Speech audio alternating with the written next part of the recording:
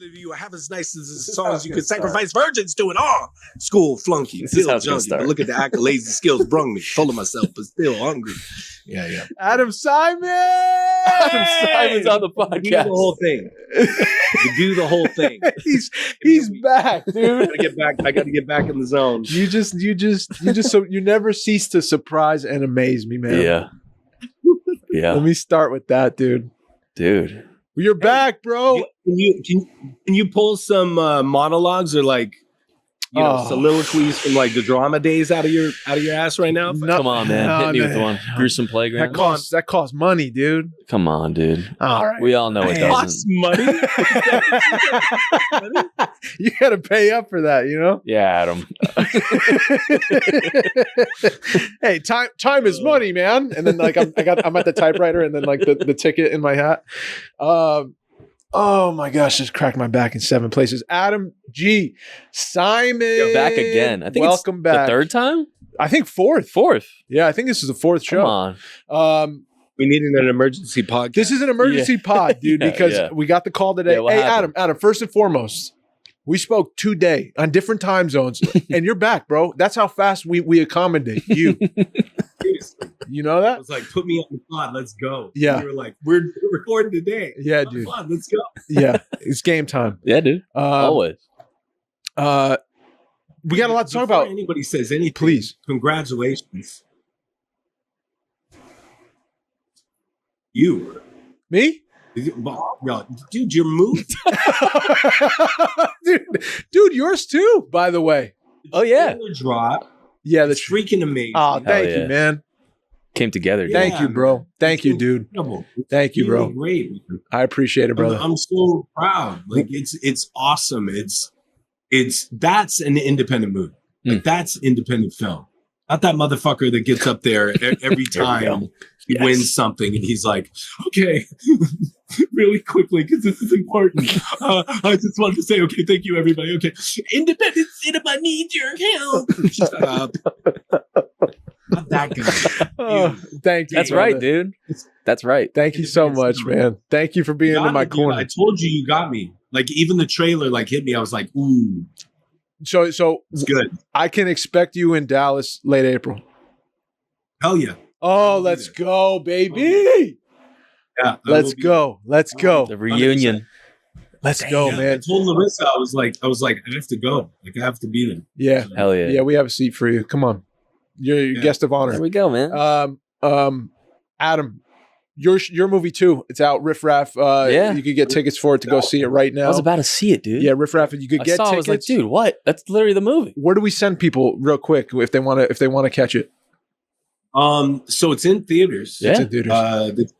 They could go see it in theaters. It's at select theaters, and then I think it's going to be available out there streaming pretty soon. You know, and quite honestly, like it was, more my producing partners, Patrick Hibbler, Patrick Muldoon, they spent the better part of their lives trying to put this movie together. And then in the 11th hour, kind of, whatever, I won't get into it, but there were other parties that kind of muddied the waters. My only contribution was in bringing a bit of equity to the project, bringing some money to the project, helping on the casting side of things, helping on the script side of things in the early days. Obviously, nothing accredited. Diddle Montiel is really good about not giving credit to writers, so there's that. Oh, that's a shot fired. That's our first shot fired, and I believe it. Listen, man, Diddle knows I love him, but I just, it's that thing. It's show business, not show art. So, and that's why the artists constantly get fucked. Right. So, I love Ditto, but Ditto is he's out there, trying to make money just like everybody else. So I don't blame the guy for that. But if that's your whole focus is getting the bag, then it can fuck things up. Yeah. And if you're too much about getting the bag, you end up giving acceptance. You end up giving award speeches that are like, I'm all about greatness. I'm in the pursuit of greatness. So I'm gonna be great. I'm gonna be great like Michael Jordan. So who's he? He's referring to a well-known actor at this moment. I think they're calling him the last movie star ever, right? I think really? that's what I've heard. Timothy Chalamet. Oh yeah. There was some of you met Timothée. So you're referring to? I think you're referring to Timothy Chalamet, man. Yeah, I'm referring to Chalamet because what do you see? You know, it was like this humble thing. You know, this humble kid with hip hop swagger. Like he's gotten a lot of mileage out of doing his best Shia LaBeouf in real life impersonation. But like, you know what I mean? Yeah. But then now he's like, you know, Kylie Jenner, and like, yo, man, like he's with Kendrick and like spitting rhymes and like I'm down to earth. And it's like, you're wearing a yellow suit. Shut up, kid. Like, shut up. Like, dude, you ain't fooling. Like, you're in the Jenner group, dude. You're in the Kanye clan. The Kanye clan. Like, you know, the humble stuff. That shit's out the window. When is it? Well, now Kanye's kind of separated himself. Yeah, Kanye's in his own kind of stratosphere. Own lane now. He's in his own. He's on his own planet. he's in his own swastika. Yeah. That's where he is. Yeah, he exists. So, he exists outside of where this comes full circle is that I'm just saying, if you're about the bag, yes, then that ego starts to take over, and you can't control that. It'll pop out and show up. You know, and by the way, before Timothy, Leonardo DiCaprio was the last. Yep. Was the last star. Yeah. You know. Yeah. And they were touting that, but then if you're, but before that, there is being about the bag in desperation, and so sometimes you could be a director, you could be a writer, you could be an actor that's at a very recognizable kind of a high level status, but you're still living paycheck to paycheck. Right. And that desperation will get you trying to take credit for as many things as you can, so you can get as many paychecks as possible off a single gig. And that fucks things up, you know, real quick. And I can say that because I got receipts. It's nothing personal. It's just how people operate. And I'll still tell Ditto, I love him very much. And I appreciate his artistry very much. But you know, I know that if I put my wallet on the table, he'll try to take it. You know? So I know that. I respect filmmakers who tell me that that's what they're about before we do business. And I don't have to figure that out in the course of doing business. Right on. Like I won't name him. But there's a very well-known filmmaker who I'm dear friends with. And he straight up told me, he's like, never leave your money or your woman on the table in front of me alone. Because I will take both. Wow. Wow. God. I was like, cool. Those are the rules. Great. I'm going to keep my wallet away from you. And I'm going to keep any female that is in my life away from you. Oh my goodness, man. Holy cow. When do you think? Nice. But the real question is, abracadabra, abracadabra, abracadabra, abracadabra. You know this song? No. Feel the beat under your feet, the floor is on fire. Abracadabra, abracadabra. You know this? Lady Gaga? I don't know what you're talking about. Oh, is that new? Dude, you know? Is that the new one? I don't know this one. Oh my God, that's the one they did. Everywhere. That song's everywhere. At least maybe it's because I'm in Germany. Probably because you're in Munich. Yeah, probably, dude. You have a little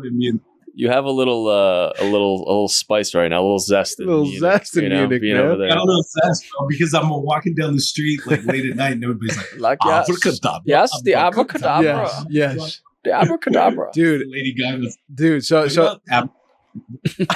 Oscars just happened, right? Yeah. What is your take, man? I don't even want to say nothing because I just want to let you have the floor. What do you see? What'd you think of Adrian Brody? Was it disrespectful, man? Was it disrespectful, dude? What do you feel about the Oscars, man? That was rude, right? Oh God! You got him, dude. You got him, Mikey.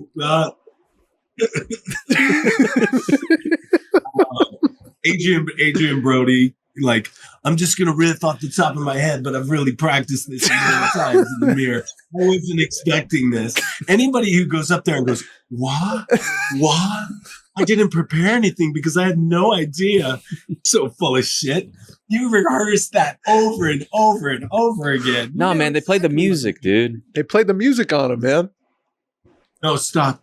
And then he falls into the humble, my people. And this is about the persecution of the shut up. The whole thing's, listen, man, and I told you guys before, I did security for the Golden Globes one year. I did security for the Oscars for the media tent. And I did that one year. And both of those experiences made me never want to go, ever. And then I went another year. I sat with this actor and Mike Judge, who's awesome. He was great, and his daughters. The guy who did King of the Hill and Beavis and Butthead. Oh yeah, okay, legend. And Silicon Valley, and he was awesome. He was awesome to kick it with. And we sat at his table. But even that experience, I was just like, man, fuck this. Like this is just ridiculous. It's so dumb. And just that idea, it's like, what is everybody chasing? Like, and I'm hearing like all these conversations about like podcasts and shit like that, where people are going, what does this mean? What do the Oscars mean moving forward in the future for the African American community? What does it mean for, minorities? Or what does it mean for this group, that group, the other group? What does it mean for actors? What does it mean for, directors? Oh, it means everything. It's everything. It's the epitome of, it's a bullshit award ceremony that was set up by people to drum up more attention for the projects that they were involved with. It's a completely rigged system. And that's been proven over and over again. It was very much common knowledge that Harvey Weinstein would buy Oscars. He's the guy who invented the whole campaigning process, which is mimicked until this day. So, do you have to attend parties and stuff like that? Do you have to pay? You have to attend parties? You have to host things? Yeah, you got to do all that stuff, man. And it's just gross. Yeah. You're just campaigning to prove that, my art is better than your art. Right. Yeah. And, I'm also not that all art matters guy. Yeah. Like, I'm not that guy. Like, I think, you hang a snow shovel in a museum or you put your shoe. What do you mean out there? You got that's my favorite. That's Mike's favorite piece of art, dude. I do that every weekend. That one where that girl's whipping a block of cheese with a guitar. My favorite is like someone. It's like this old dude and like buckets of sand on top of each other, and then he slowly tips it over, and then everyone's like, "The fuck out of here!" One thing I learned about is that the Oscars, like the Academy. Who is the Academy? Who votes? Who's the Academy? The Academy is like the actors and shit, isn't it? Who's in the Academy? It's like people are. It's like everyone that's in these movies and like Hollywood and everything. That's the Academy. That's who votes. Okay. That's who votes, I guess. So you're voting on. But I was reading this thing where it was showing certain actors why they voted for certain things. They were saying, and some of them are like, oh, like I don't like Star Wars, so I didn't vote. Or like, I didn't want to watch a 3-hour movie, so I didn't vote. Like, I didn't vote for that one. It's like happens all the time. These are people that they're not watching the movies. They're just picking what they want. Or who's filling their pocket. Or who they know. Yeah. Yeah. So it's like giving them the best perks. That doesn't even make any sense. Yeah. Well, it's rigged. He's talking about it being rigged. Think about the politicking that goes into this, right? But then there's the Golden Globes, Screen Actors Guild Awards. Yeah. There's the Oscars. There's the Critics' Choice Awards. How many awards do you need? Yeah. There's the BET Awards. There's the MTV Movie Awards. I think last time I went through it, there was like the BAFTAs. Like there's 15 different award shows for movies. And it's just people walking around going, my inspiration for the... And it's like, just get up there and just go, I played pretend better than anybody else. And because of that, I'm brave and I'm a hero. I'm brave. I'm so brave. You're so brave. You're so brave to get painted up as, the Wicked Witch of the West and to sing. You're so brave. shut the fuck up. Yeah. Like, it's so stupid that like these words of like bravery and raw honesty and all this other stuff, this wine tasting bullshit. Yeah. It's like, you know, and I get it. Listen, I'm, you know, we can talk about art as the day is long. I'm not one of those people either. Right. But like this worship of the thing and this constant need for attention. And it kind of comes out in the awards acceptance speeches. Mm-hmm. You see these people just like freaking the fuck out and screaming and crying. And it's like, your life hasn't changed. Like, the award doesn't change your life. No, don't believe me? Ask the guy who played the villain in Captain Phillips. Yeah. Nobody's heard of that fucking guy again. Yeah. He went back to driving a taxi. Mm. So what the fuck does the award mean if it doesn't change your life, if it doesn't do anything for you? Because for that guy, I mean, God only knows. Mm-hmm. What is it? Where does he have it? Sitting on the dashboard of his taxi? Like, it's a travesty. It's fucked. Mm-hmm. So, you know, I think for me, it's bitter too, because the year before I attended, actually, sorry, let me take that back. 2 years? It would be 2 years. Yeah. 2 years before I attended the Golden Globes Oscar party. I was begging, like I had a sign, and I picked where I thought the route for all the celebrities would be. And I held up a sign that said, actor, 2 kids, anything helps. And just held up a sign. I begged for money because that's how bad shit was. And, you know, didn't really get anything. So, and then to go there and kind of see the opulence and the free shit, hundreds of thousands of dollars worth and in green room gift bags and shit like that. And it's like, for what? Uh-huh. You know, like, for what? Like, do you need that much attention? Yeah. It's just ridiculous. And how poorly these shows are put together. It's like a bad work party, like a bad multi-level marketing stage performance. Yeah. Yeah. It's really bad. Can I make a crazy statement, dude? And like, just roll with me on this. This is a theory I just thought of, and maybe it makes sense. Maybe it doesn't. If there was no awards ceremonies, if there was zero gifts given to filmmakers, actors, writers, directors, producers, makeup, wardrobe, everyone, if there was no like, you've done great, and like, we want to show you on a stage full of your peers, here's an award. If we removed all of that, would the industry itself be healed? Because there's no longer a place where you go for your ego to be fed. Instead, it's just work. It's just like going to work. I think so. I think so. Honestly. If we roll that tape. I think that's you know? Yeah. And there's no incentives for like these companies to rig it, all their shit and, you know, make them be the face of it all. Right. Like the movie this year that, you know, killed, like, swept up all the awards. It would kill probably celebrity, which may rock the business a bit, you know, because now people. It'd be more like favorite, like a favorite actor again or something. Well, I think what it would do is it would help to at least diminish or slightly like remove the self-serving hustle nature, stomp out your friends to get to the next thing, so that I could get because everyone wants that gold statue. Because we all want to just be around it, you know?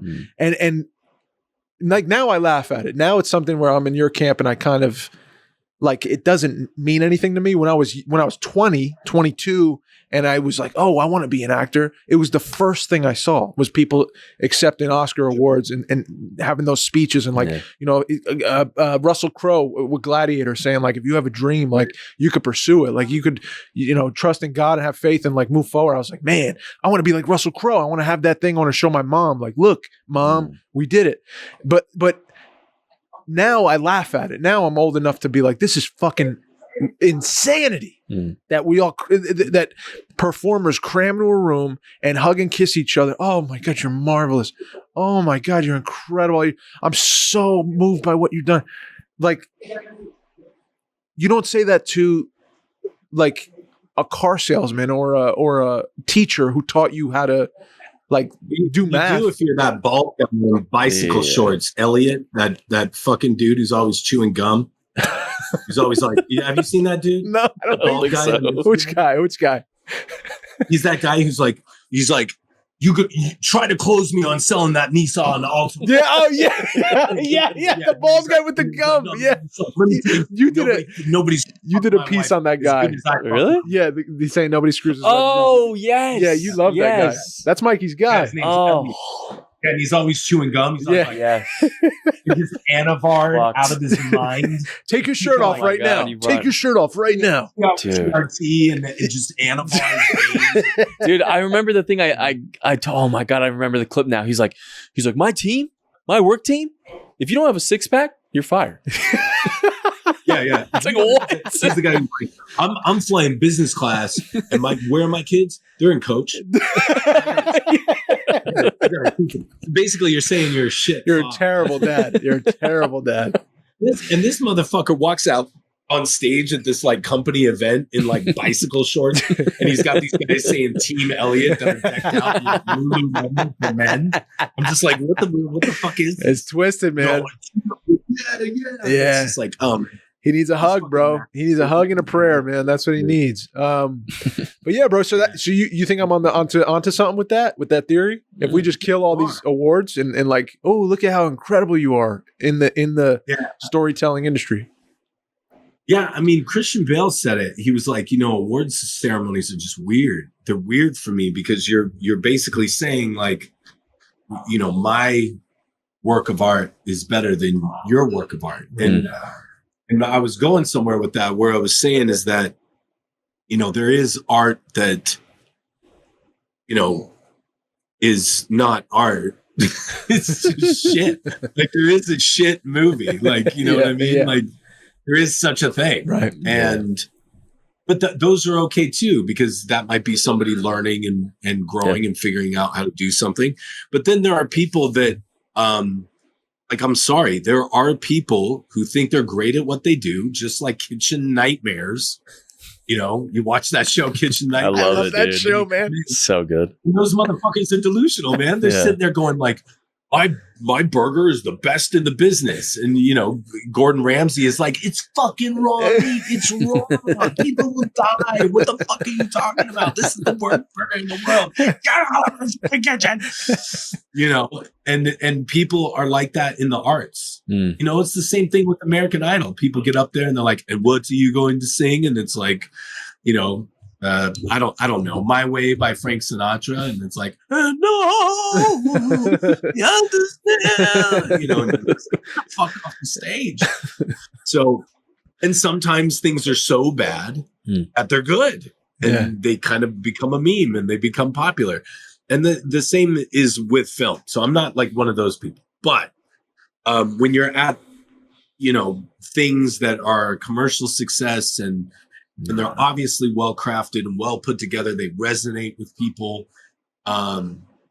There's a lot of movies that hit us in different ways, and to say like this movie is better than that movie just because, and people still buy into it. They still sit there and go like, "Oh my God, my movie won!" And it's like, "Oh, that person got snubbed. Oh, fuck the Academy." And it's like, this thing is rigged. This whole game is rigged, and you guys are still sitting here having Oscar watch parties and crying when your favorite celebrity wins. Like, fuck it all. Yeah. It's stupid. Yeah.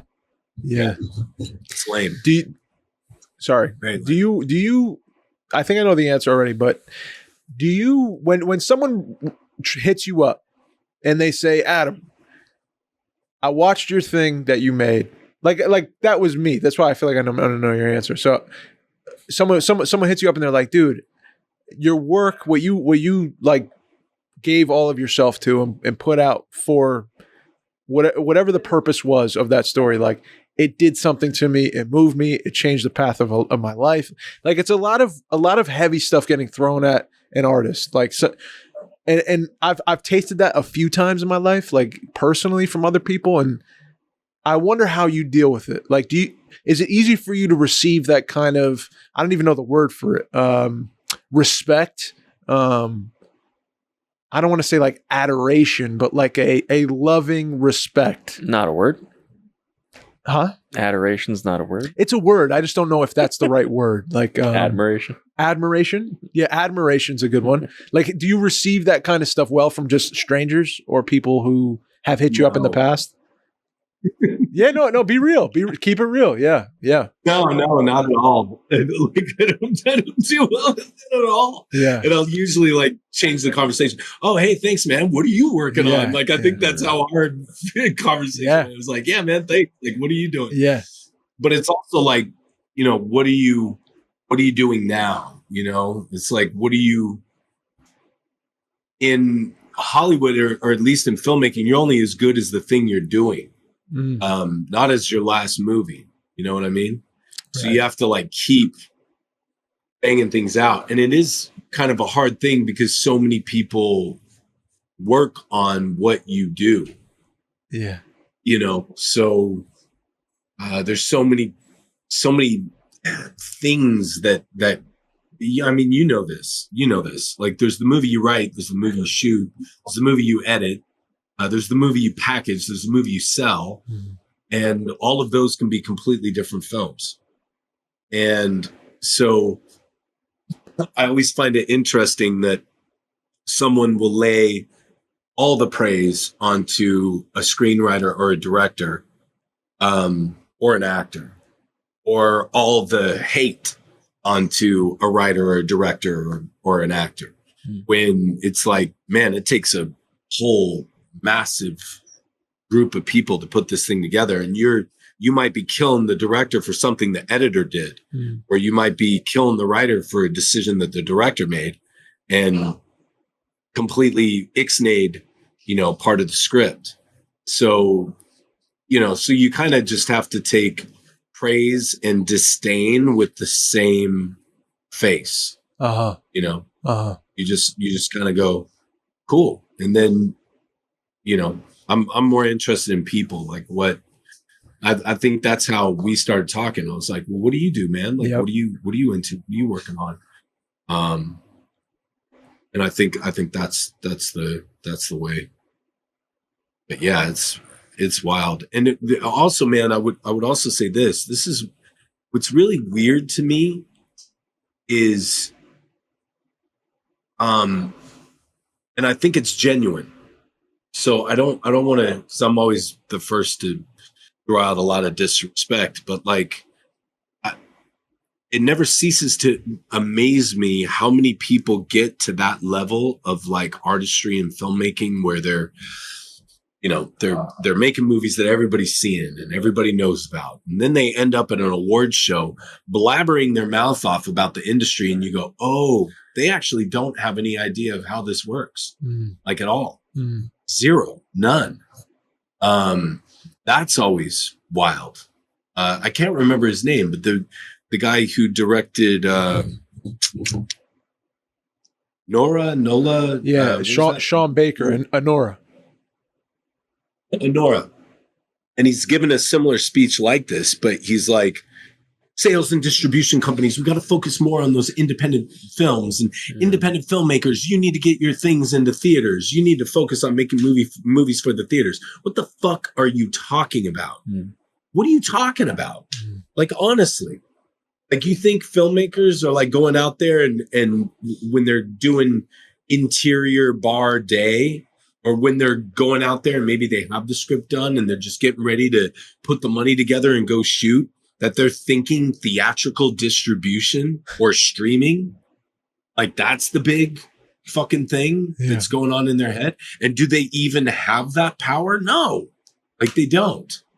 And you're telling something that is dictated by commerce, by profit and loss, by people's likes and appetites, sales.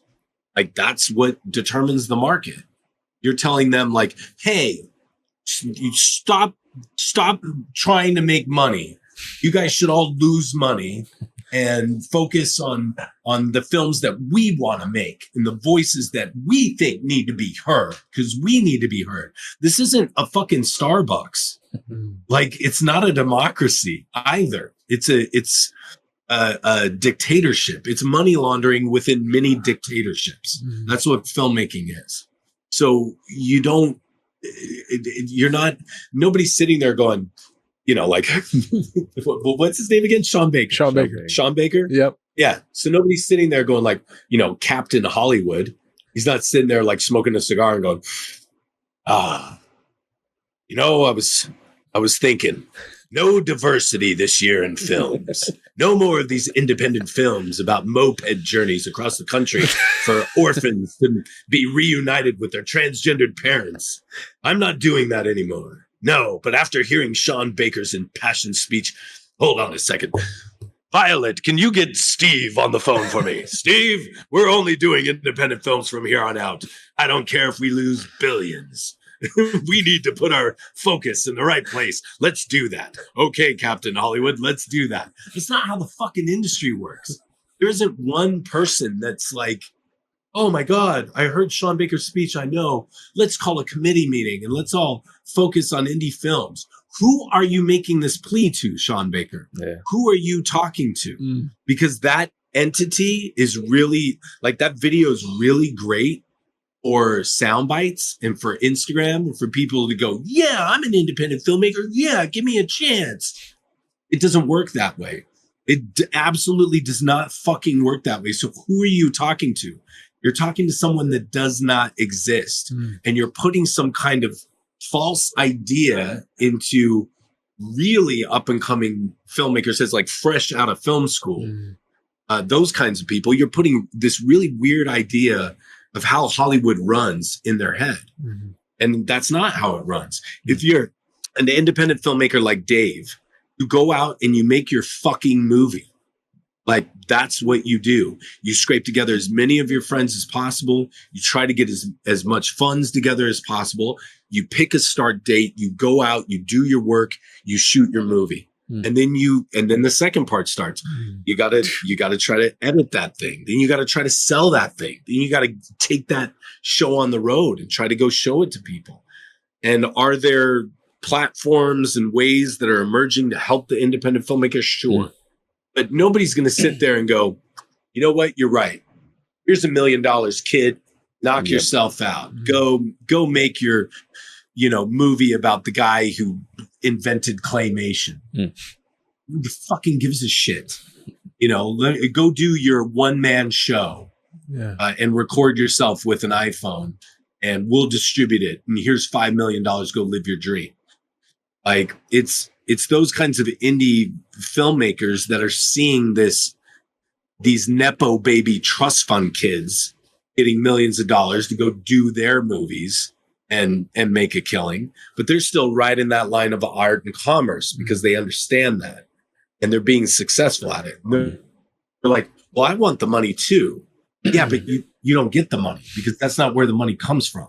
Like, you got to go earn your stripes. You got to go do the thing. So it's just lame. And you brought up something, Mikey, and it's as equally as lame. When motherfuckers get up there and like Russell Crowe and they go, if you have a dream, you can follow it. Because if I did it, you can. Bullshit. Like, you're lying to people. Like, I was at a Meisner school for 3.5 years. Ask me how many people went to that school. About 1,800. I went through when I did. How many graduated with me? About 500. How many are working in the industry that I can go, holy shit, that guy's still doing it? That's freaking amazing. 0. Wow. Me. Wow. Nobody else. I know one guy that's doing a bunch of national and international commercials. I know somebody else who went on to direct. One of them was the founder of Slated. Whoa. Damn. But most people went back to whatever city or state that they came in from to study acting, and they went back to whatever world that they fled to LA from. Yeah, and that's pretty much how it is. So when you say anybody could do it, okay. So what you're saying then is that all those thousands of people that pour in, tens of thousands of people that pour into LA every year, that they all can make it? No, they can't. What's the percentage of people that get to sit in that room? It's not a lot. Yeah. And by the way, I know what it's like from a casting perspective. I'm going out trying to get my movie made and financed right now. And it's the same actors. It's the same Rolodex of actors. You're like, is Gerard Butler available? No, he's not. Okay. Eric Bana? No. Okay. Nick Cage, what's Nick Cage doing? No. Okay. And you're just going through the same names that have the same foreign sales value. And they're either saying yes or no. When you get to the end of that list, you start over and go back. Jeez. Check on their availability. And you go, hey, we had to push our production. You remember me? Yeah, Adam, still trying to put this production together. We reached out to Gerard Butler about a year ago. We're still interested. We would love to have him in the film. Is he available now? No? Okay. What's Nick Cage doing? It starts all over again. Wow. Jeez. So, yeah, that's the truth. So you're just playing a waiting game essentially until one of these actors that is on the Rolodex says, "Oh, you know what? I actually don't want to do that thing," or "Oh, I fell through," or whatever. Yeah, I have a few months to like jump onto your thing. That's wild. Yeah, but it makes sense. It makes sense for foreign sales, like you're saying. It's like it's numbers and cents. It's not like art. You know what I'm saying? It's just like it's not who's best for the role technically. It's just like who is going to sell best for us for this story. Because this is a business at the end of the day. And like, I have respect for that. I understand. Like, it's not, I want to believe, man, it'd be great to just live in a world where we can do what I'm trying to do with just like me, you, and Mike go out and we shoot a thing and we put together what we got and it finds an audience and we make enough money to make another one. Like that sounds brilliant. But, obviously, that's not how the industry is structured. It's very insulated. It is what pays the bills works, and we're going to keep doing that. So I get it.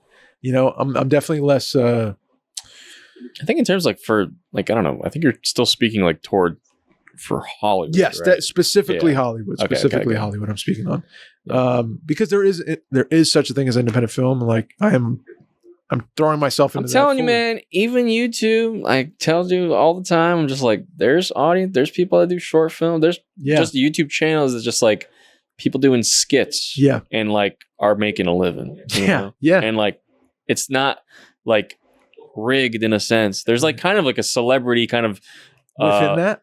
There is kind of like a Hollywood of YouTube, like the classic people, but it's independent people. But sometimes they get bought out. Like the Mr. Beast dude gets like bought out by like Beast. Like sponsors and shit. That's how he makes everything. But he's rich, right? That dude's very rich. Yeah, he just did a video in Egypt where he like did he rent the pyramids through all the pyramids? Yeah, he rented the pyramids out. Egypt hired him to like do this like propaganda tourism shit for just I don't know the media.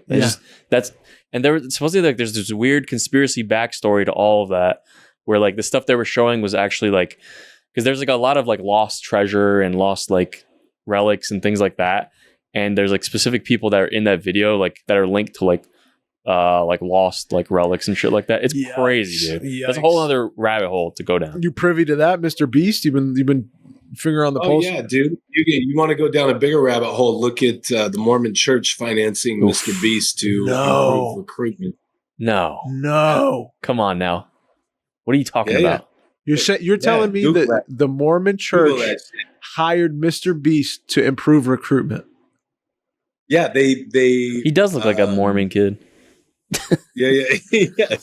No, there's this whole thing about Mr. Beast and his involvement with the Mormon Church and the Mormon Church running funds to him, helping him get his numbers up, doing all kinds of manipulation for him in the early days, because they wanted, kind of like a face without being like a face, like hi, I'm Mormon and this is what I'm doing, like Brandon Flowers.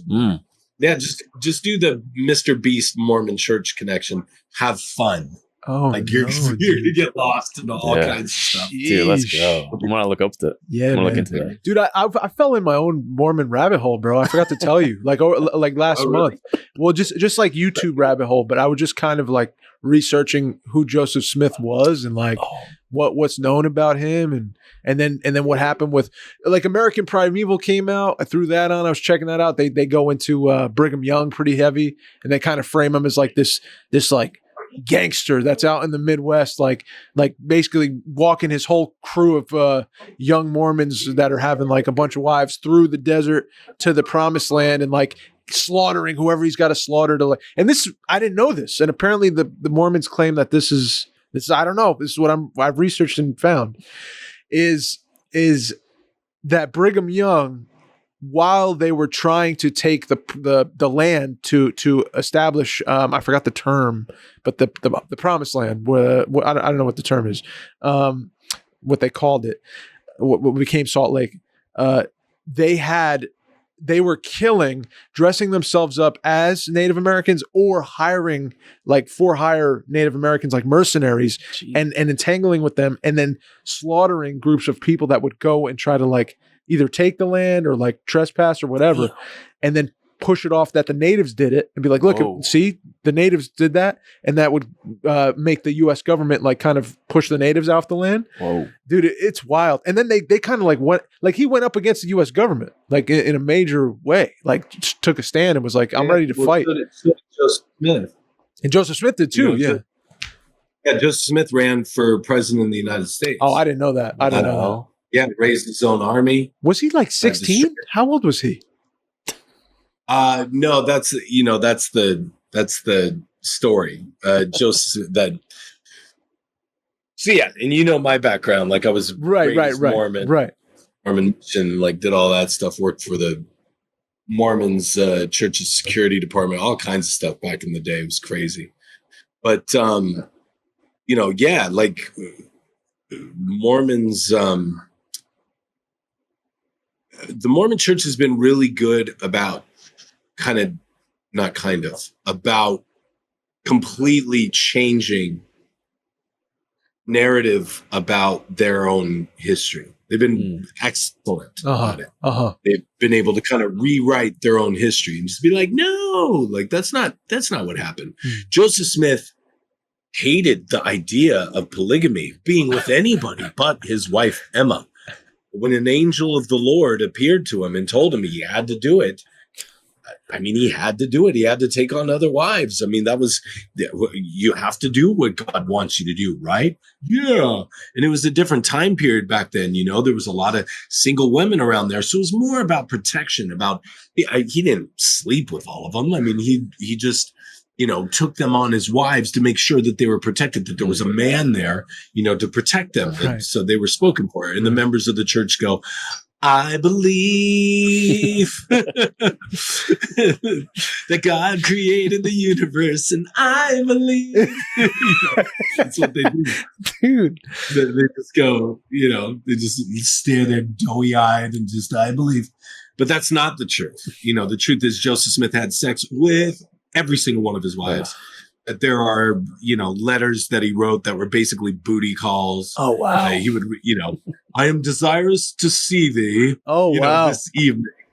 But thou cannot mention it to my wife, Emma, because she will be sorely crossed. Oh, man. Like that. Yeah, there's all these like booty call letters that he's like sending out to these females. He was like a Riz guy. Like he was trying to Riz up everybody. Riz. Yeah. 100%. And then, on top of that, there's also another side of Joseph that he was heavily into psychedelics. Really? Whoa.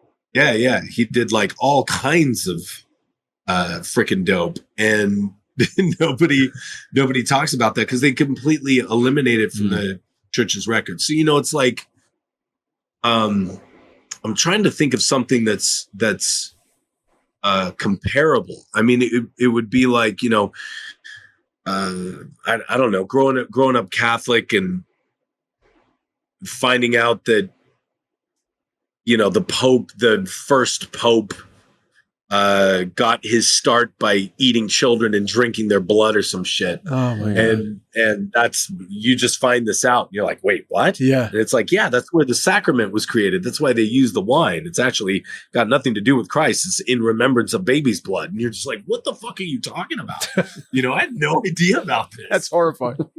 So yeah, they eliminate it from church history. So you can't really fault the members. What the members are taught is not the truth. Right. They're not taught the truth about the origins of their religion, who Joseph Smith was, how he operated.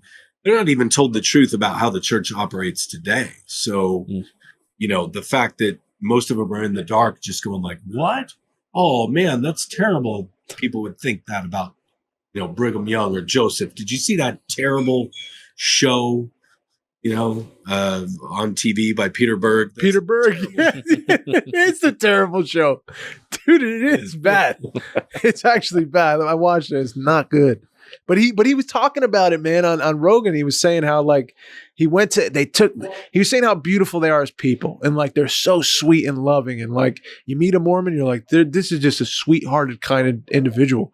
But they take me to this beautiful show where I'm like apparently the theater there is incredible in Salt Lake City, and like he's the only one in the theater, and there's a whole orchestra playing for him, and he's sitting there in the middle of the theater like, this is incredible. And then they take him to a museum, and at the end of the museum there's a gift shop, and there's a book, and in the book they're selling it at the gift shop.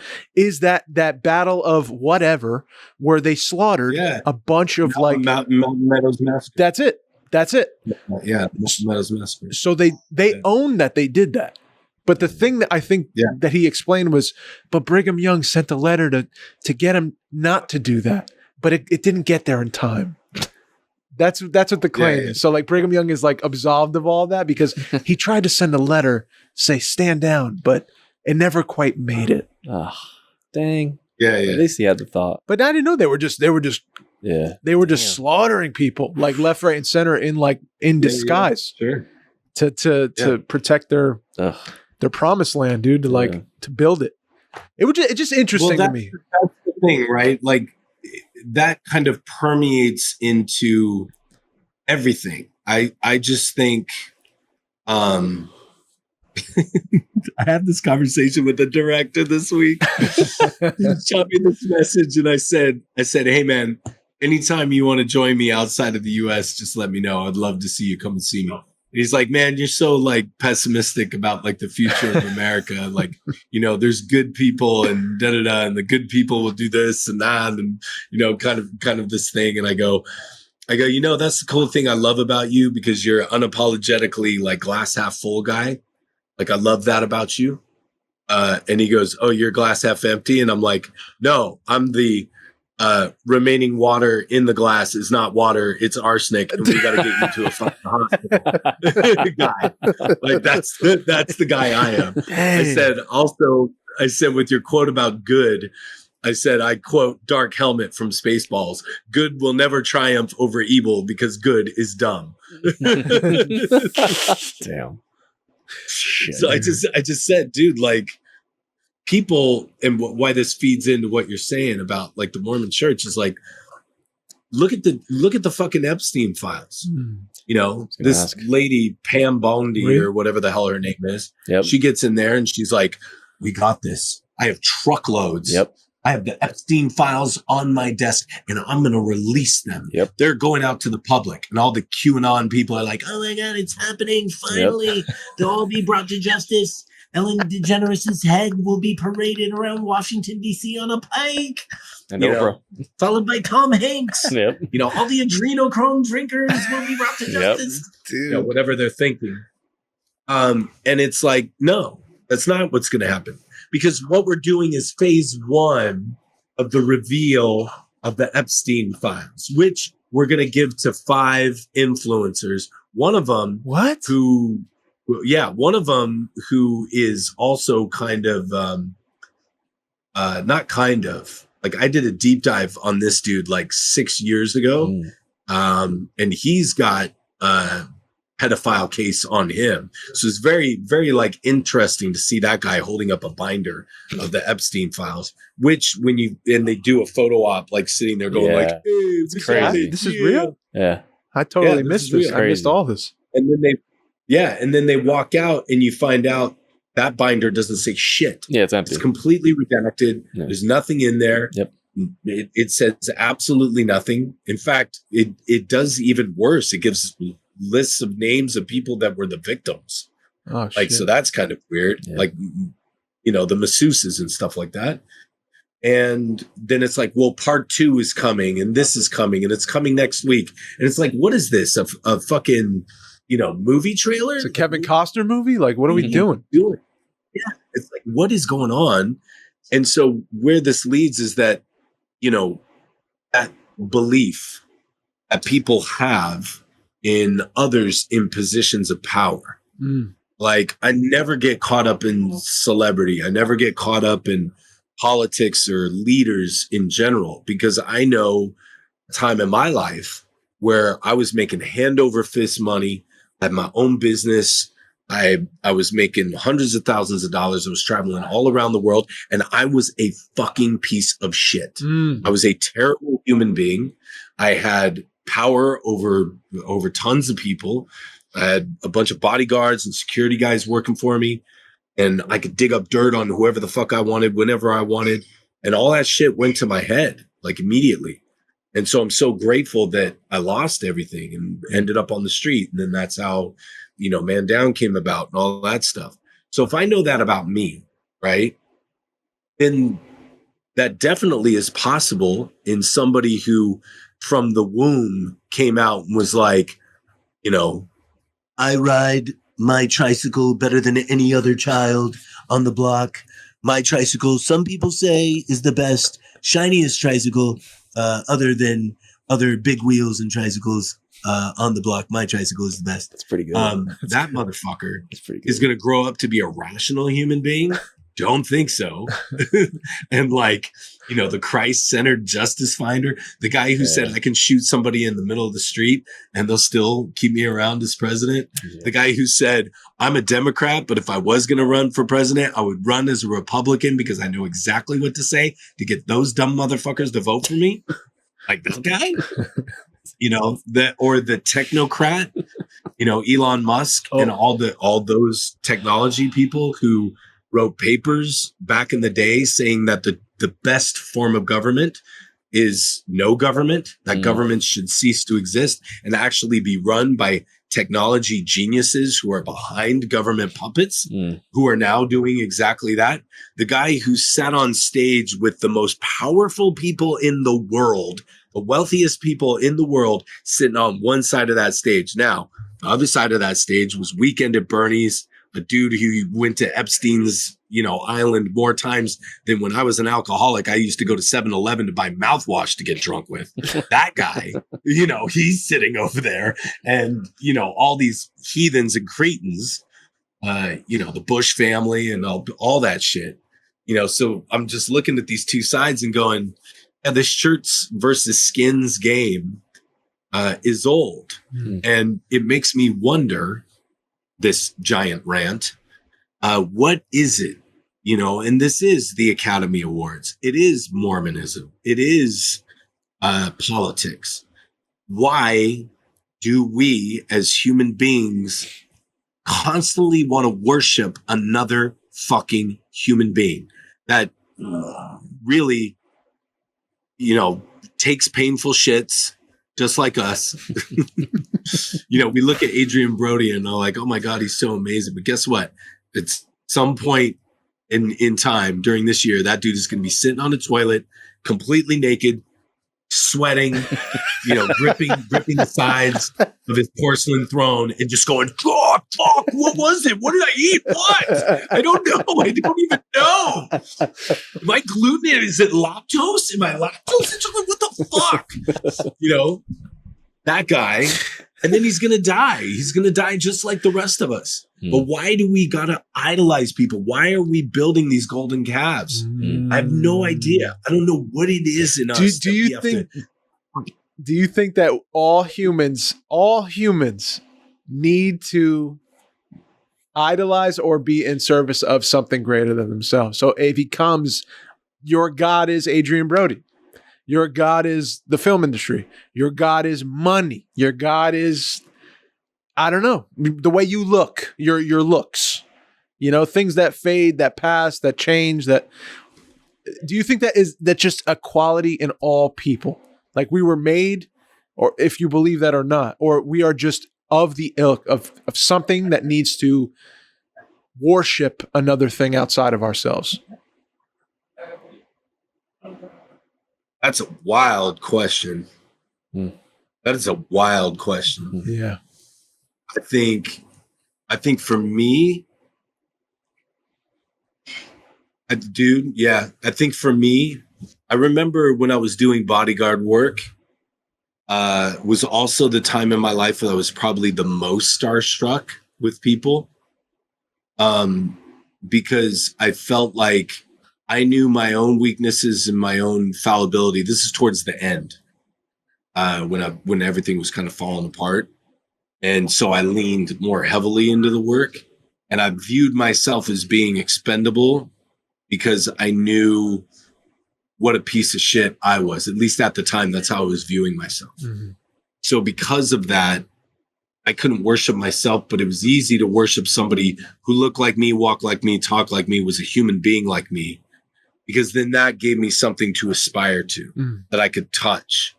Like I was like, oh, that person must be elevated, so I need to emulate that. I need to try to be like that. But the truth is that you can see glimpses of the divine in people, and that should be celebrated, but we're all human. And therefore, we are all corrupt. We are all fallen. We are all in need of, to bring this around like religiously, we're all in need of grace, because there's no way that we can save ourselves. You know, there's that thing, like we're all completely fucked up. It's the wildest thing. Have you ever thought about this, dude? I had a wild thought the other day.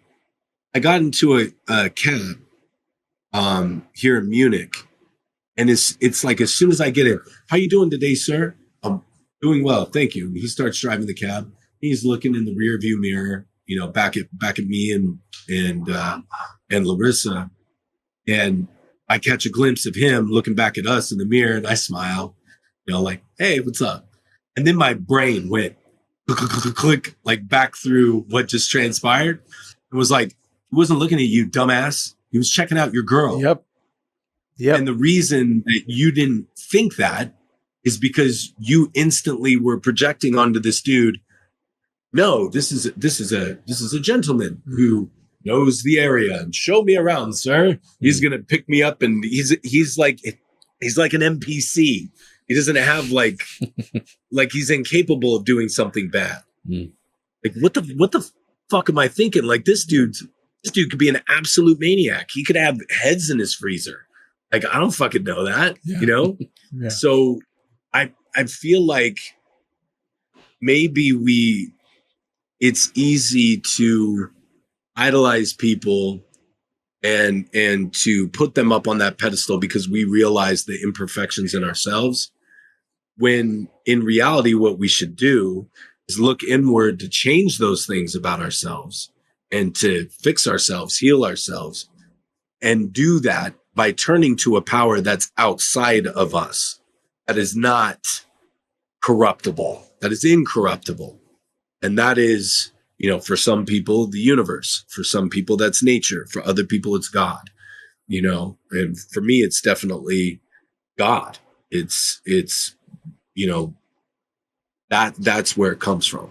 And so you have to get out of it. And all this other shit is just going to let you down for disappointment, you know? Yeah. There's just as many photos of Epstein with Trump as there are with Epstein and Bill Clinton, but nobody's saying anything. And Trump just goes, I didn't know the guy. I don't know what the fuck he's talking about. But then you look through the ledgers and you're like, oh, he's got not only Trump's phone number, but he's got everybody on his staff, everybody that was working for him, his like friend, doorman, you know, all these other people. And people are like, no. Trump's clean. Trump's clean. I know he's clean because, you know, he's Republican and I'm Republican. So he's got to be clean. It's like, no, it's all of them. Yeah. Like all of these guys are fucking dirty and corrupt. Mm-hmm. Like all politicians are fucking scumbags. There isn't one, you know? Yeah, and the same thing, like, you know, you get into Hollywood and with very few exceptions, and I don't blame them, dude. Hollywood is a crazy place. I'm a crazy person, obviously. Listen to me. I don't know why you two fucks have me on. I have no idea. But we love you, dude. We love you. But you know, Dave, you and I have had some honest conversations about like what ails me, what ails you, what our weaknesses are, right? And so, you know, we can find strength in each other, but that strength comes through honesty. And I just think idol worship is so weak. It's weak and it's easy, but it's so prevalent. I mean, it's in everything. It's in our music. It's in our art. It's in our politics. It's in everything. It's in our religion. You know, the Pope is sick. Oh my God, this is holiness. This holiness. What makes him holy? What makes this man holy? I don't know. Because I went to the Vatican and that fucking place creeped me out. Like, creep me the fuck out. I'll tell you why. Because you walk in through the doors and you're hit with this amazing, wonderful experience. You look up at the ceiling, you're seeing these old paintings of saints and of Christ and just this incredible, like just works of art that are centered around enlightenment and light and sacrifice and humility. And then all of a sudden, halfway through that motherfucker, it's like it went from you know it went from I don't know you know, the animated movie Pinocchio to like fucking Nosferatu.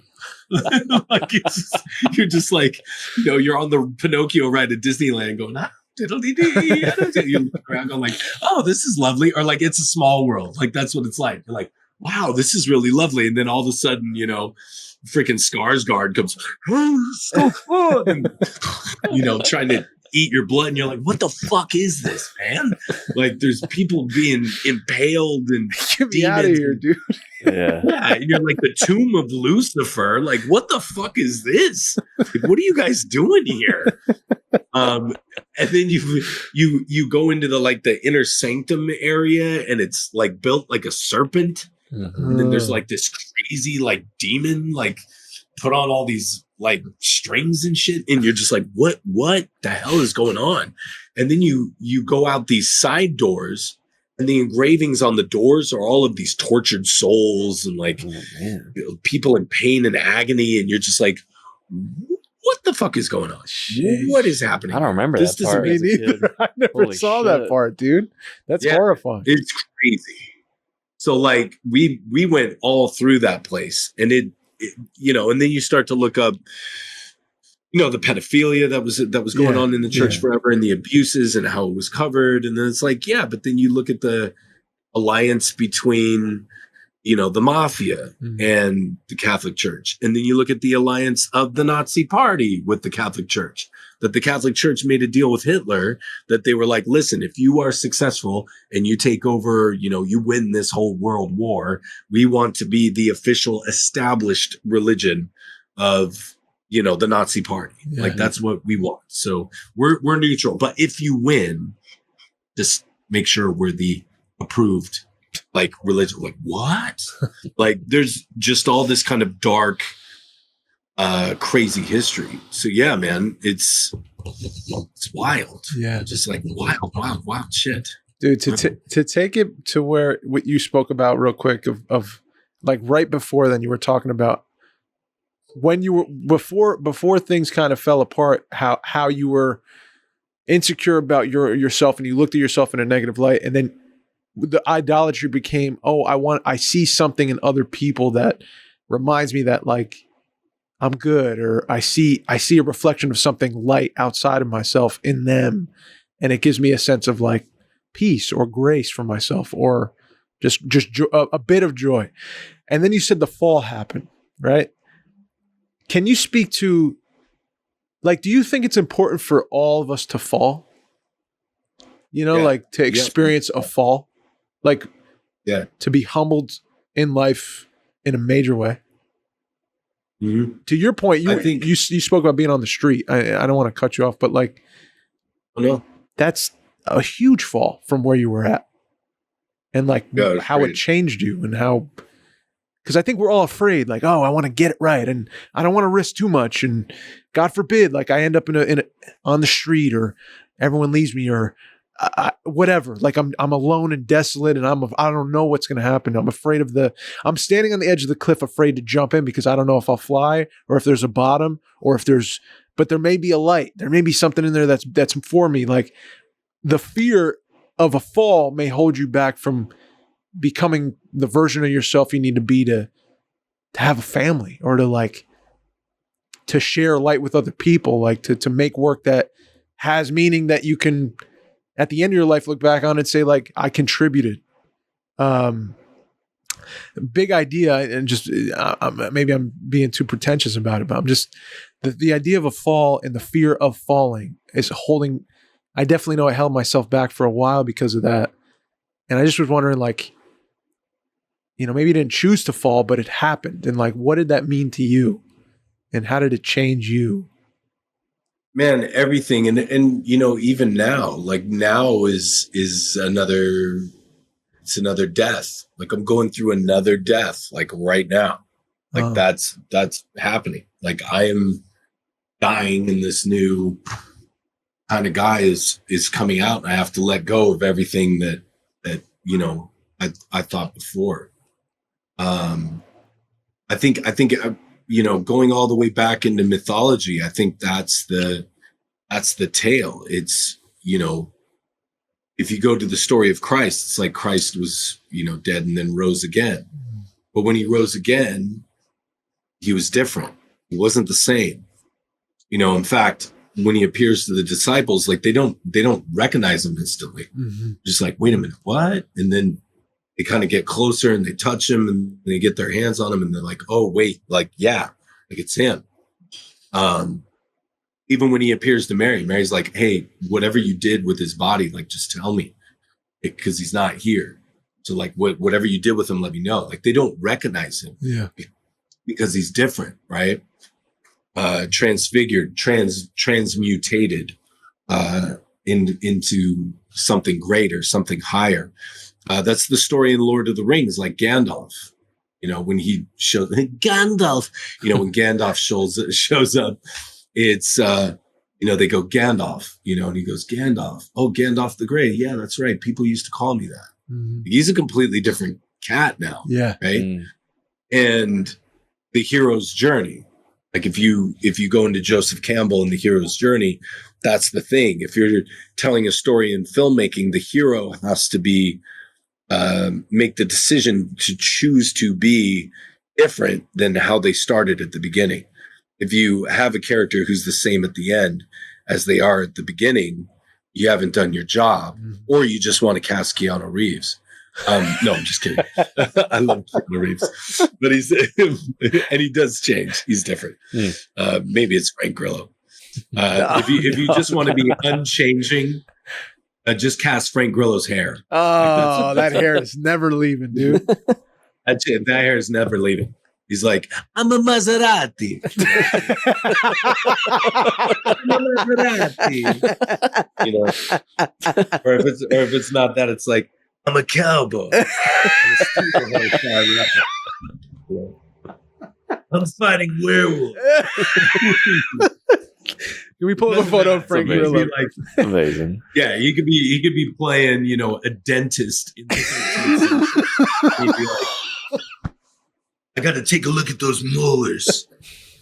Why are his sleeves rolled up, dude? Why is he sweating? Yeah, why are you sweating? Why are you doing push-ups? For dentist. Yeah, the dentist has got to be tracked.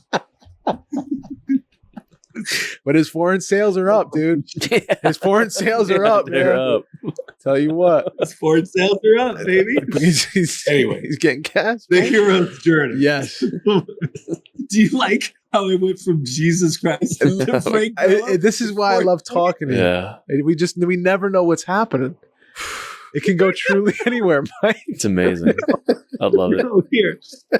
This is I am making a point. So it is the hero's journey. There's a death and there's a rebirth. Yes. The only thing that is eternal is Christ or Frank Grillo's hair. So anyway, I'm just kidding. Oh wow. So but where I'm going with this is yes. Like you have to, you have to die in order to come out on the other side. Like there has to be a death of what you are. Now, where this goes wrong is people think they got to sell out to something. Well, and it's almost like a pattern that you can see, especially with female artists. It's like, oh, this like really talented, gifted lyricist or actress or whatever is doing really good. Oh, now she's doing a fully nude scene in a movie where she's banging 3 guys, or she's in a threesome in this movie. Okay, great. Or she's going through her sexy period. Ooh, she did this like steamy new music video. And it's like, that's the pattern. And with men, it's kind of the same thing. They kind of sell out and do their thing. So, you know, but I think the truth is you have to let go of what you think is getting you somewhere, and you have to start paying attention to what is happening around you.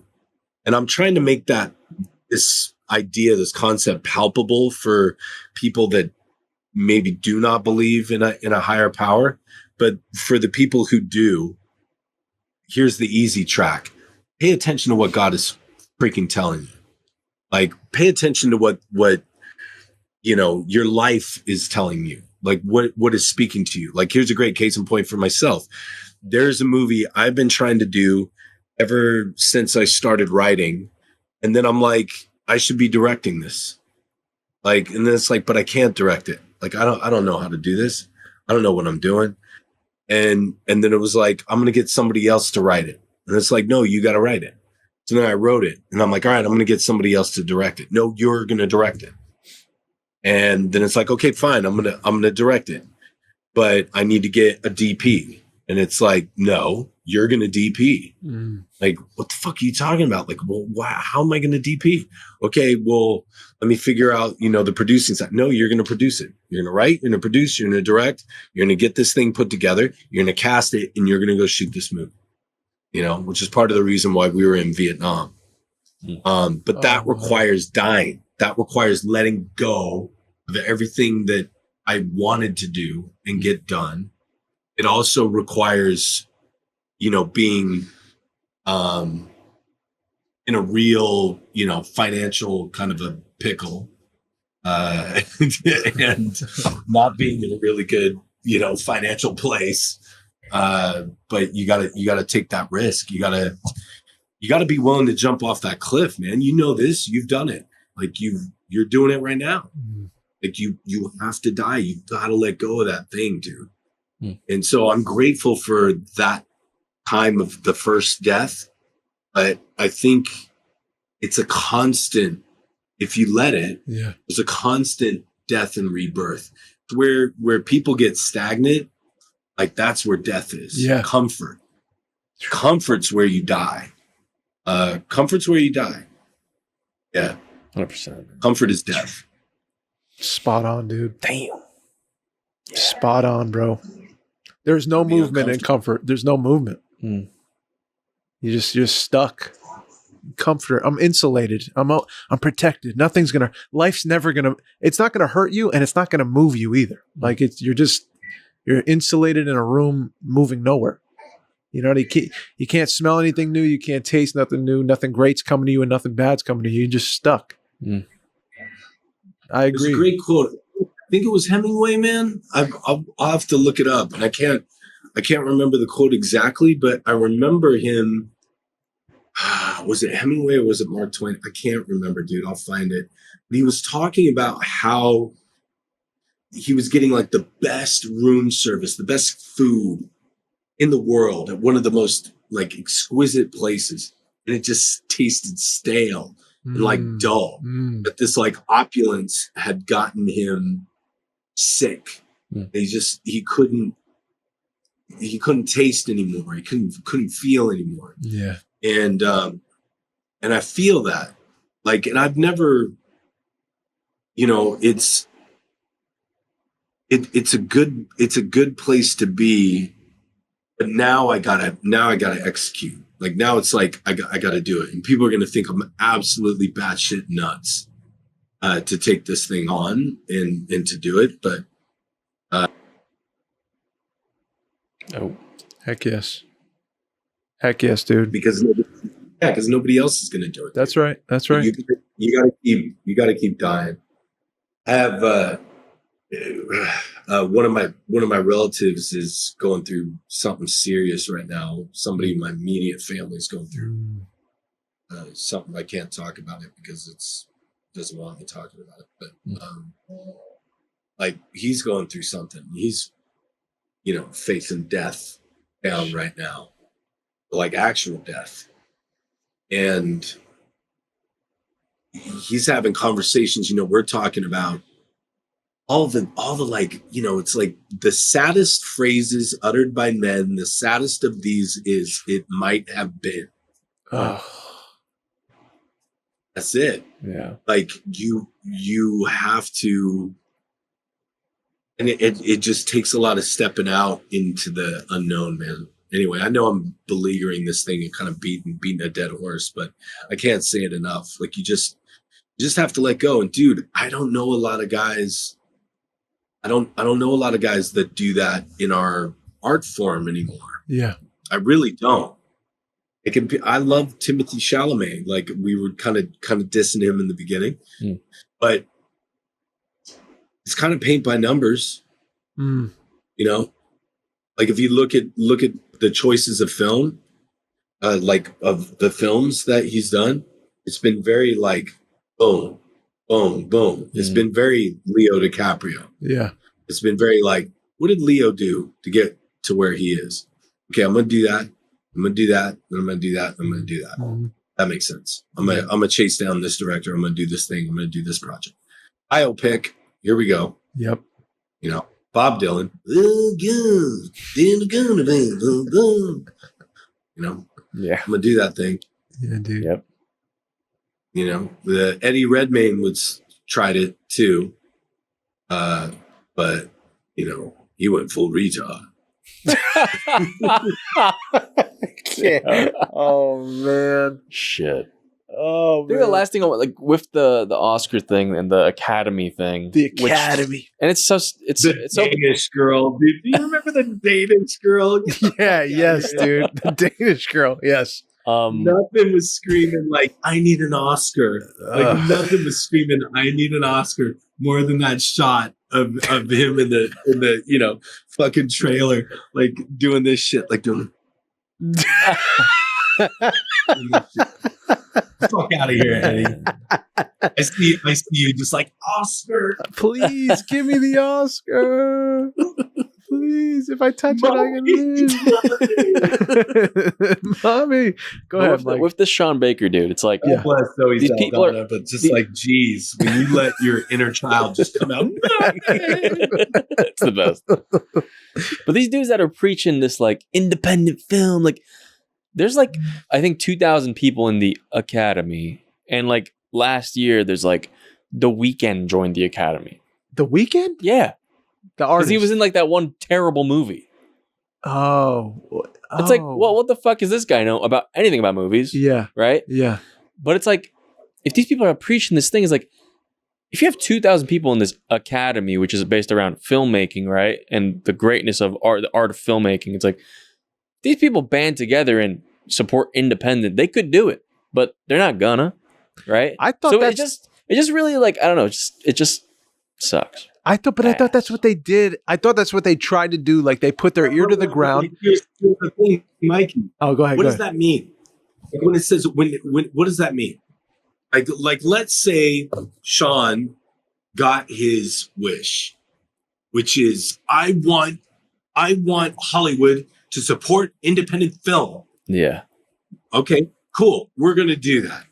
Yeah. How would you like that executed? What does that mean? I think it's like he should go and just get some motherfuckers out in Austin or some other random ass town, find a small production studio, people trying to get shit made. Uh-huh. And then like push it, like support it, get it made. Assist in making the smaller films. Or be in it or be in it. You know, produce. You're like, I want to support independent shit, so I'm going to be in this fucking independent thing that I found. That's good. Right. That I think is good. Right. I don't know. Yeah, I hear you. Because if like they don't have money, then they could at least appear and then give the kind of resources. Oh, look at him, dude. Oh no. I'm in the. They got me in the dark. They closed the lights on him, man. They shut the show. But I don't know. That's like a very probably like they probably can't do that, right? Because of some legalities or something. No, it's talking about people like they're just sitting around with billions of dollars. It's easy to fucking say, yeah, man, they should do it. It's like, all right, cool. How? Cool. Now everyone's like, yeah, Sean Baker, he's the dude that supports independent people. But it's like he just said that shit. You know, and that's what everything is. Yeah. In life. And it sucks.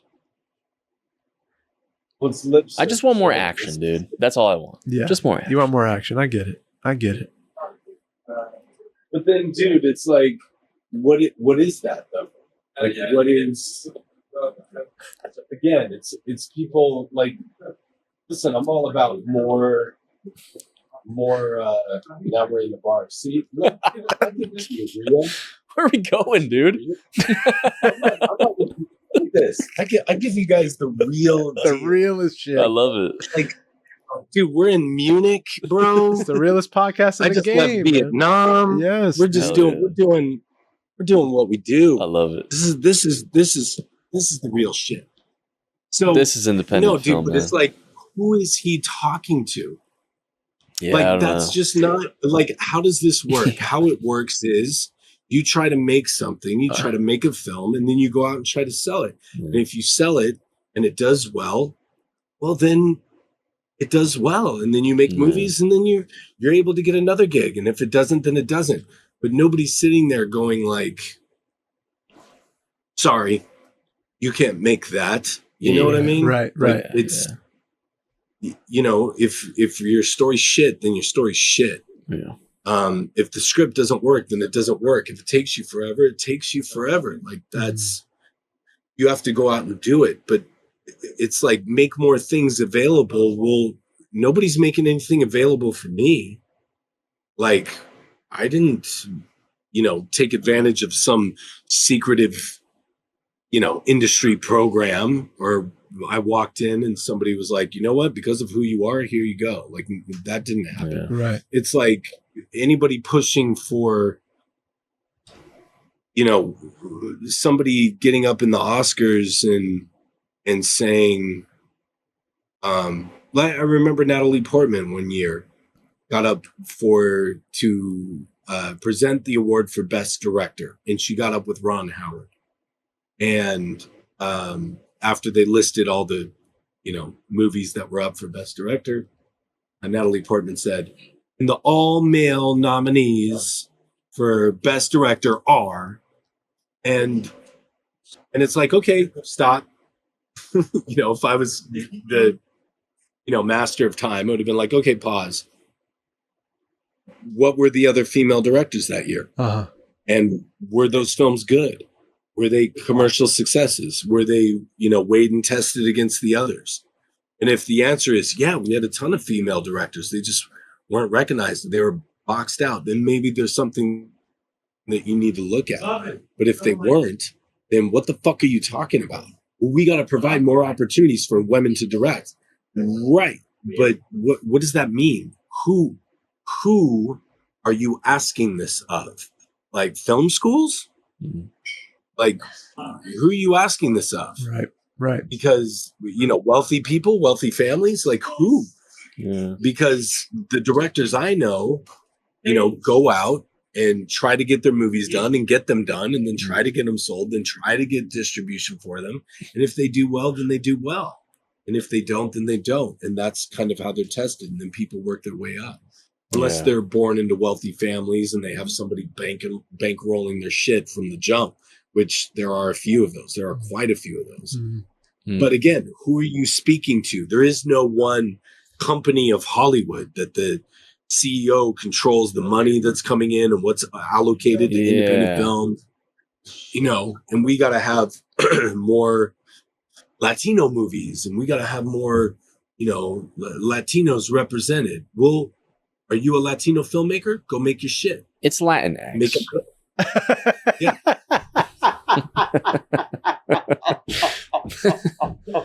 Hey Adam, get it right. It's Latinx. I remember that like came out, and then even like all like Latino people were like, "That fucking sucks. Like, that's not. We don't want that at all." That's funny, dude. But yeah, it's basically they're placating to just like an invisible thing. It's basically it's literally just so the random person watching the Oscars, that everyone turns on the Oscars every like average family, right? They're like, who won? Yeah. Just so they're like, wow, nice speech. Yeah. But then like there's nothing that comes from it. So it's just so pointless. Yeah, I hate him. It's so stupid. I do hate him. I'm glad I hate him. Yeah. Anytime we're handing out awards to each other and it's like, you're incredible, this and that, it's just disingenuous. Everyone dressed up and it's opulent and it's all visual and it's not real. It's just it's a mirage. It's a Dave, how many people worked on your film? Man, now I feel like at least like the crew itself on the set. Oh man, yeah. I think it was 12, 13. Yeah, 12 or 13. I'd like say. a cool thing. Yeah. And would you say like, and then now through like editing, post-production, like how many people would you say they total, like through the whole kind of life of the film? I think we're in the 30s to 40s. There you go. So now take that, and that's kind of what we were with Synapse. It was the same thing, same amount of people, right? So now take that, multiply that by 100. Sometimes you get this with like thousands of people, right? Yeah. So take out the camera department. Does that actor still look good? Take out the lighting department. Take out the hair, makeup, wardrobe. The actor shows up, looking like fucking Bill Murray anger banged Frank Grillo's hair. Just again with the hair. Like, you know what I mean, man? Like, but we boiled it down to the only people that matter are the director and the actor. Come on. And nobody gives a shit about who wins best screenplay. Nobody gives a fuck about that. Nobody watches. They don't care. People care about, who won best picture? Who won best director? Who won best actor? Did my actor win? My favorite actor? Can you have like that makes no sense to me, because the script itself is the story. If you don't have a good script, you'll never have a good story. Like you can have the best actor in the world, best directors, awesome costumers, like dress a set well, light it perfect, and it's gonna be shit. Like if there's no great story behind it, like what's the point of telling anything? So it's like the inception point of all of it. But I guess it's a lack of understanding, I guess, on what makes a great story. I don't know. Because the writer looks ugly. Hey man, hey dude, hey man, what? Hey, I wrote Wayward Kin, bro. What the fuck? Who are you talking to? Yeah. Who the fuck you talking to, bro? I'm gonna beat your ass up. Because the writer doesn't have Frank Grillo's hair. Hey, get up. I said it. Let's fucking me and you. Couple rounds. I always try to do this, and you never want to do it. No, I'll never spar you. Yeah. See. It's never gonna happen, dude. You know what though? There's I was thinking about this since you brought it up.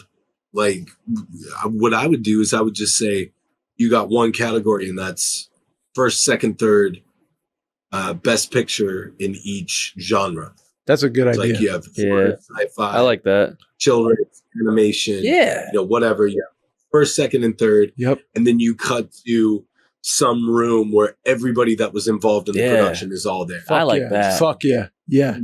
That'd be cool. That's sick. That'd be cool. And then they do like an hour like talk video where you can like go and like listen to them talk about the movie, the process, and everything, and that'd be cool. Fun moments. Yeah. No one gives a shit. But literally, no, it's cool. You distilled it down to it's this person. It's this person. Yeah. And it's like, yeah, it's bullshit. No, man. Yeah, it's stupid. Without any of that, you got nothing. It's like in art, it's like up to a certain point where it's not garbage. Yeah. Like you can't differentiate through all these different things. Like every story like that is written this level is like you can't say one's better than the other. Really, you kind of could. Well, everyone's got different tastes. So yeah, but I hear what you're saying. Once you get through all the bullshit, all the stuff that isn't the pandering, the crap, the money grab stuff. It's like the Marvel shit. Yeah, once you get to that point, it's like, oh, this is a meritocracy, and like there's this film was great, but so was this film, and they're great for different reasons, whatever. But I agree with you, bro. I think if you restructured it from like look at this suit that Timmy's wearing, man, he was incredible as Bob Dylan, and all of the credit falls on one person or one director or whatever. Yeah. If instead it was like the team, like that would be cool, man. It's tough though, because it's like it's never not been about like selling a movie, selling something. Yeah. So it's like, yeah, it's hard to. I don't know. That's like a utopia, I guess. I don't think it's possible. Dude, here's I'm pulling this up because I wrote this down when I was talking to Dave earlier. Where is this? Here it is. I wrote down Riff Raff and Dreadful. We were talking about the Oscars. Shia is only doing his best Shia impersonation in real life. Chalamet's only doing his best Shia impersonation. That's so good. Like, Mommy. I wrote down "Mommy" with the crying emoji. Yeah. We're going through this right now on like Meatpaw, right? Like we have stellar actors, dude. Like we have stellar actors who I say their names and you're like, thank you, dude. I know those guys. Those guys are amazing. And you go out to sales and distribution companies, they're like, sorry, it's not worth anything. Yeah. And then you're done. Like, wow. You have to bring a name. So, and then as much as here's another thing that needed to die with me, that I give this gift to you. Maybe it exists in you. Is I used to think that it went like this. Gary Oldman sitting around in his house somewhere. He's listening to Beethoven because he never really stepped out of that character because that's the character I loved him in Immortal Beloved. And he's staring at his costume from Dracula, from Francis Ford Coppola's Dracula, and he's drinking some wine. And all of a sudden his phone buzzes. He looks down and he goes, what is this? Let me look at this. It's an email from a writer. Honey, bring me my glasses. And then his wife comes in and he puts on his glasses and he goes, dear Mr. Oldman, my name is Adam G. Simon. I wrote this film called Man Down. I love that title. Honey, come here. I want to read this letter to you. Then he continues reading the letter. That's a very wonderful letter. Okay, let me see the script. Cancel everything I'm doing today. I'm going to read this script right away. And then he reads it. And then he stays up all night thinking about it because it was so well written. So that he wakes up the next morning and he goes, I don't know. I prayed about it. I thought about it. I was tortured by it all night long. I think I'm going to do this movie. Damn it. I'm going to do this fucking movie. Right? Like, that's how I think this goes in my head. It's so the fucking opposite of that. There's no artistry in the picking of the shit anymore. Like, there's none. There's none. And with very few exceptions. There's literally only maybe 5 people that I can think about that actually operate from a sense of, I don't give a fuck how much money I'm getting paid. I'm not doing it. I'm not doing it. If the story is not right, if the script does not move me, I'm not doing this fucking movie, period. There's nobody that exists like that. Most people are never reading the script until it's getting close to shoot time. Their agents are getting bombarded with dozens, hundreds in a month, offers from different filmmakers going like, oh, please, we want him to come in. We'll just pay him $3 million to get him to come in for a week, and they're getting like all these offers. And then the agents are making the choices for them and saying, hey, you got these 3 films. Tell us what you think. Yeah, I'll do it. Tell me where I got to be. I trust you guys. You guys are my team. You tell me where to be. Okay, well, I'm doing this gig. Okay, I'm going to do it. And then they turn around and go, I don't understand why I'm doing all these shitty movies in a row. That's because your agents are making the choices for you and they just want to get paid the highest amount of money that they want to get paid. So I had this, dude, I went through this with an actor who I love, who I respect, who's a legend, like a straight up legend. And we went through this with this guy for 6 months. And ultimately it came down to, wait a minute, you guys are going to pay me, and this is an actual number, $2.5 million for 4 days of work. He's going to come in for 4 days for $2.5 million. And his beef was like, well, why don't you guys want me for more time? Because, motherfucker, we can't afford you. Like, we can't afford to pay you that much. Yeah, but if you guys love me and if you think I'm who destined to play this role, why don't you find more money so I can stay on set with you longer? And it's like, what fucking world do you live in, asshole? Walk. Jeez. Like, fucking walk. I don't give a fuck who you think you are. Because, at that point, it's like, our film budget is $5 million. So we're already acquiescing to give you half of our budget for just 4 so your ass days. can show up for 4 days, so we can justify to the sales company that we're working with to get the distribution that we need to make money, so that people see it, like all this shit. And dude, this happens over and over and over again. And what ends up happening is these actors get to the kind of the twilight of their careers and they go, oh shit, like I'm doing the president's daughter is in danger for the 20th time. I got to go save the day. Or he's a private investigator and he's working, with this other cop to uncover a murder, like these kind of whack ass stories that are a dime a dozen. And these actors just keep doing them and doing them and doing them and doing them. And they're doing them for the check.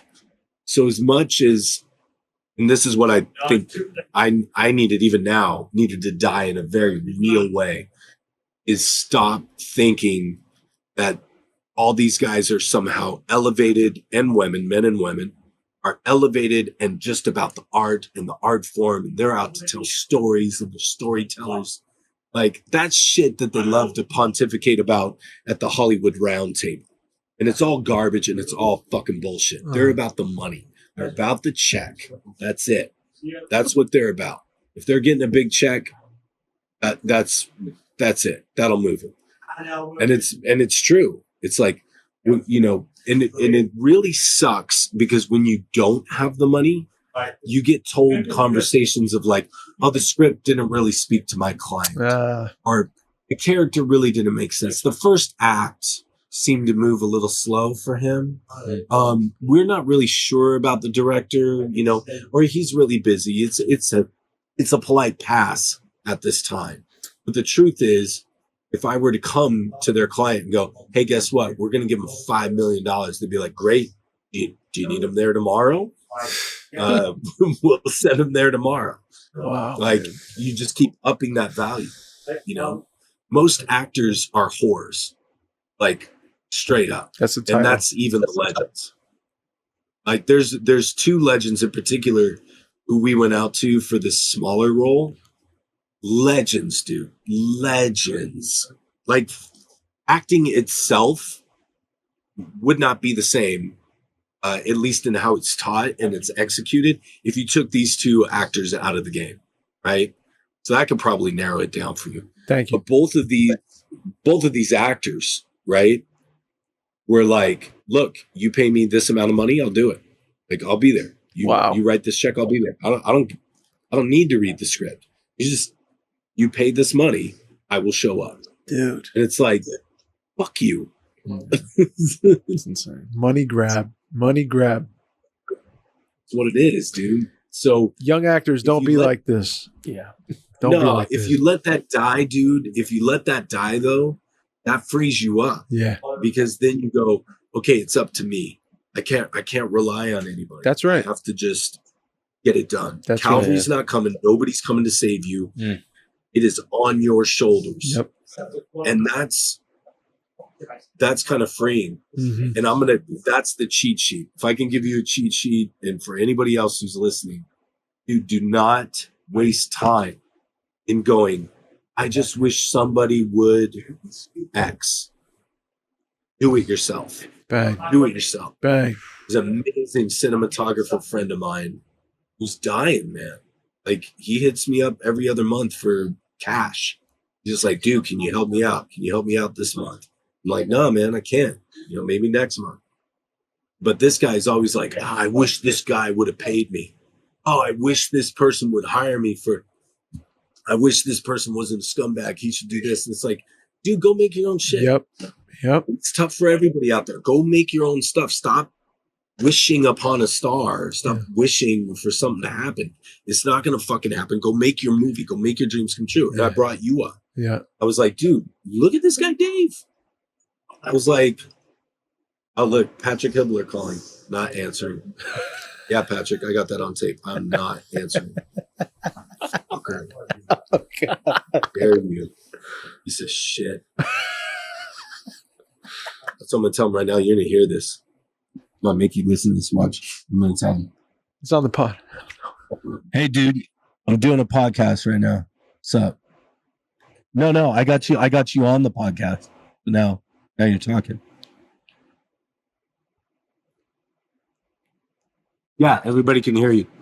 And I called you a piece of shit right before I called you, so there you go.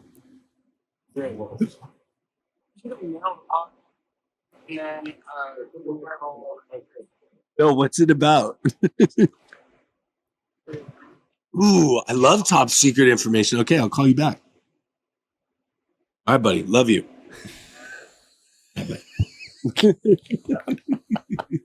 Amazing. Holy cow. Oh, man. My goodness. Oh, my goodness. Dude, I subscribe to that, though, man. Do it yourself. Fuck yeah. Do it yourself. It's the only way it's going to happen. Dave, you did it. You did, man. Come on, man. We'll be there, dude. What day? Bro, 28th and Dallas. How does that feel? It feels great because you make real connections with people who really care about storytelling. You get a small group together and you trust that God has, if the cool thing is there's no expectation, you go and shoot the thing. It is a miracle. You have an incredible time doing it. It's yours, but it's also shared with the people that you come to care about. Mm. And then by the end of it, you're looking back on it like that was one of the greatest experiences of my life. I wasn't tied to a number or I wasn't tied to a deadline that needed to be hit because the producer would have pulled out and then we would have lost distribution. We're figuring out if we can even be distributed. We don't know anything. Mikey, you seen it? I saw Rough Cut. Early. Rough Cut early. Yeah. So talk to me. what was that? No, not like. don't share it. No. No, just meaning like, what's been your observations? I mean, you're his best buddy. Like, you guys have known each other a long time. Man, what was that conversation like? You see the Rough Cut. What's that combo? I think the thing that we always talk about, like the more personal, is the bet. Like the more personal, the better. I think like seeing the Rough Cut and like before, I think it was just like assembly, right? Mm-hmm. I think like I was missing the all the other kind of aspects. You know what I mean? Oh. That like kind of bring it all together. So I was like, and I know you guys were struggling with that. It was taking the longest to do that. So I was scared for that. But like after seeing the trailer, it really was like, damn, okay, it's pulling together. Like I really felt that like that the post is gonna really bring it all together. Yeah. Because I know there was like some missing shots, missing things, some things lost. That you had to piece things together. So I trust that with like everything put together, and just from seeing the trailer, I was like really like, damn, I'm like a little bit like relieved, you know what I mean? In a way. It's the honest answer. Yeah, man. Yeah. That's as honest. What does that do? What does that do to you when you hear that, Dave? No, he's just keeping it a buck, man. He told us like at that point too, because it was kind of stalling out where we had to find more money and we had to, figure out a way to get more or pay more or whatever to finish it. And I think he could tell I was kind of getting stagnant or kind of getting not depressed, just like, fuck, man, this is a long process for when you have nothing and no connection and no money. And you were like, you're meant to do this. Just keep doing it. Like, don't stop now. Like, didn't you think that it all came together for a reason on the day when you were there? Like all the things that had to happen to get you guys there. All like a little miracle. Yeah. Like all the things that you spoke about. Like, don't you think that still matters? Like if you don't finish it, you're like turning your back on all the push that was given you by like what you believe God to be. So you can't turn your back on that now. You were saying you got to keep going.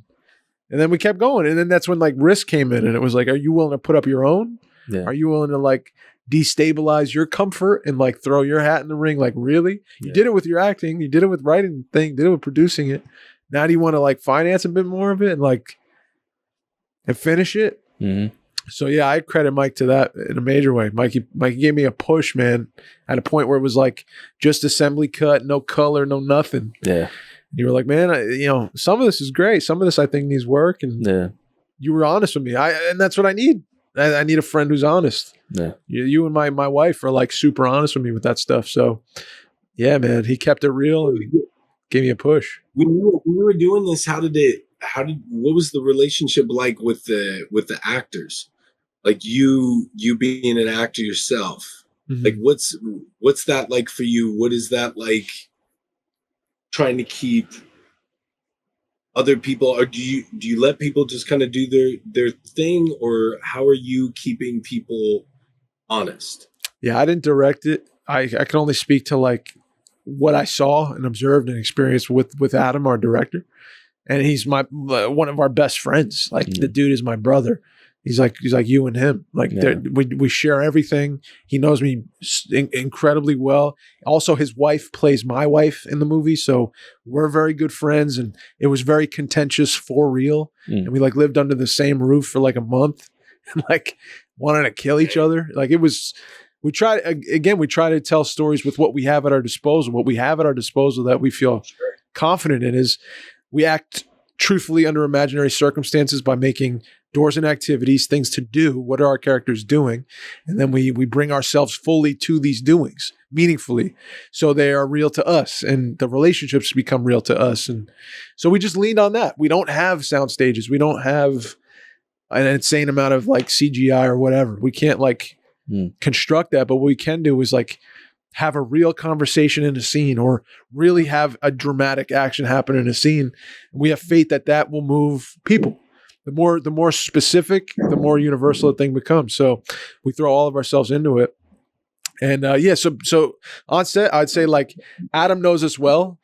He's like a Kazan-ish kind of character where he knows to like just put you in a spot on the set that would make that actress feel a certain way about you because he's thinking like many ways, but he's not tampering. He's also not premeditating and getting in the way of the moment ever.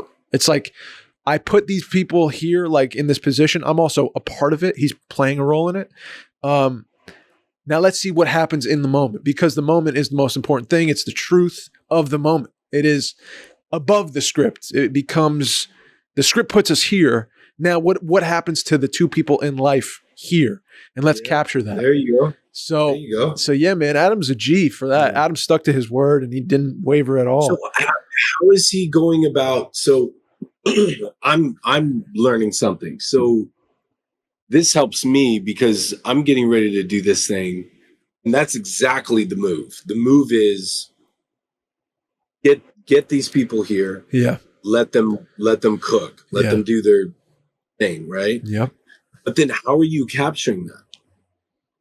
How do you get that? How do you capture it?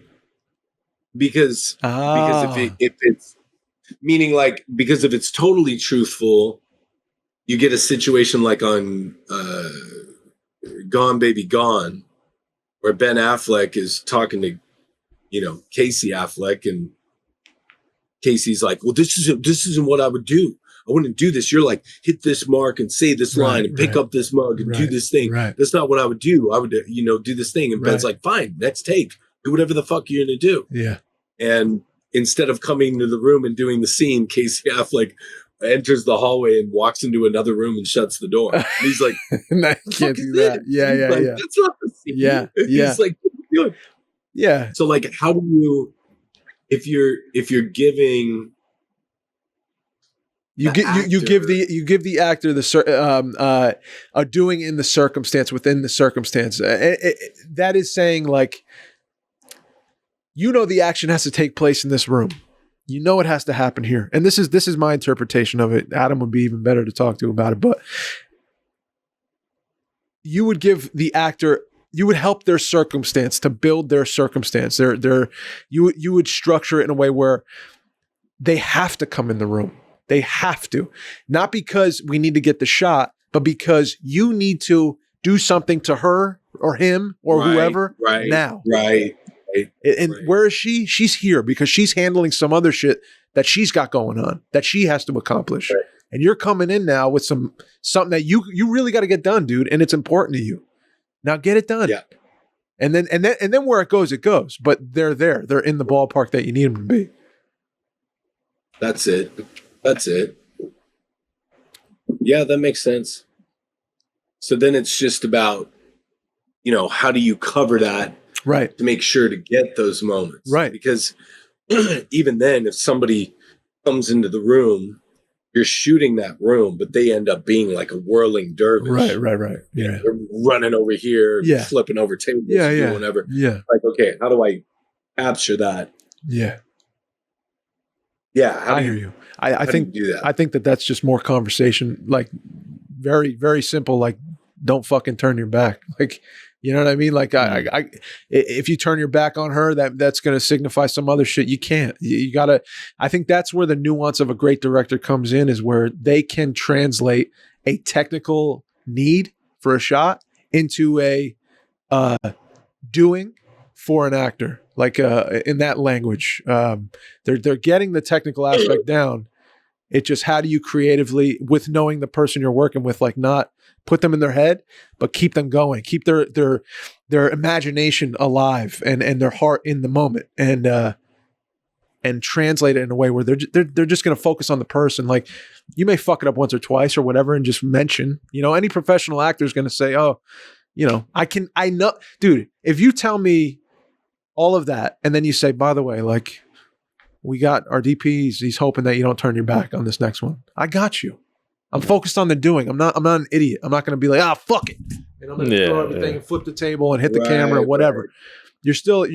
You have a job to do. It just, your motor is fueled by the doing. And that is important to you, the actor. Not like, you're not in your head about like, don't turn. You're still doing your doing. But that's your ballpark you got to stay in. You know that this is a mark. You gotta be around here when you do it. That's all. Yeah. I do know some actors though that they don't even want that. Like I had an actor who's going to be doing this thing. He even said to another director, he said, look, he goes, I'm about the truth. Yeah.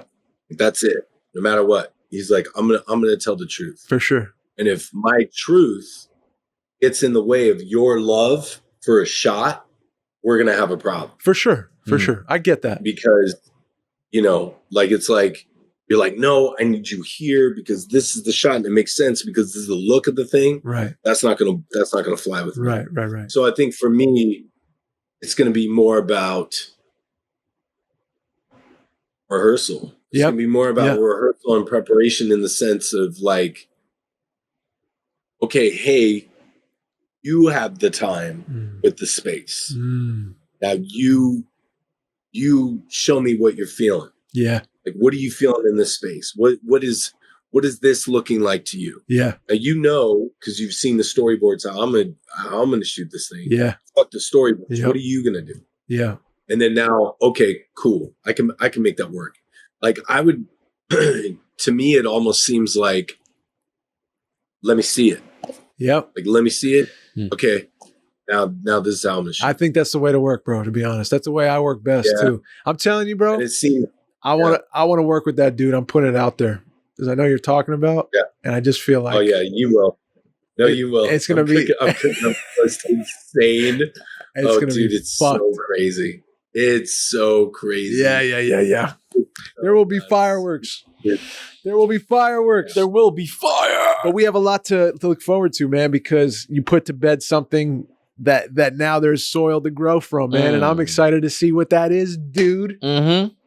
I'm excited to see what that is, man. Adam, it's been a couple hours. I just want to say thank you for staying up late with us tonight, dude, and doing another episode of the pod with us. You guys, dude. You Live guys are from Munich. awesome. You're the best, man. Live from Munich. I'm going to be in Miami next.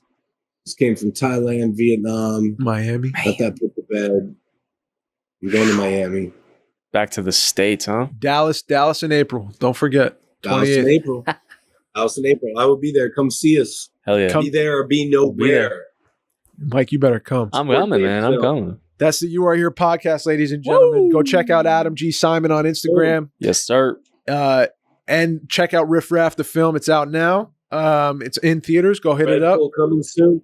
Oh, yeah. Me, Paul. Yep. Coming soon. Paul coming up. Yep. Me, Paul on deck. And then there's the one that won't be named, but I'm very excited for. We're going to get it. That's the You Are Here podcast. Mikey. That's the You Are Here podcast. My name is Mike, and I'm signing out. My name is Dave. I love y'all. Please be kind to yourself. Please be kind to one another. Peace. Peace.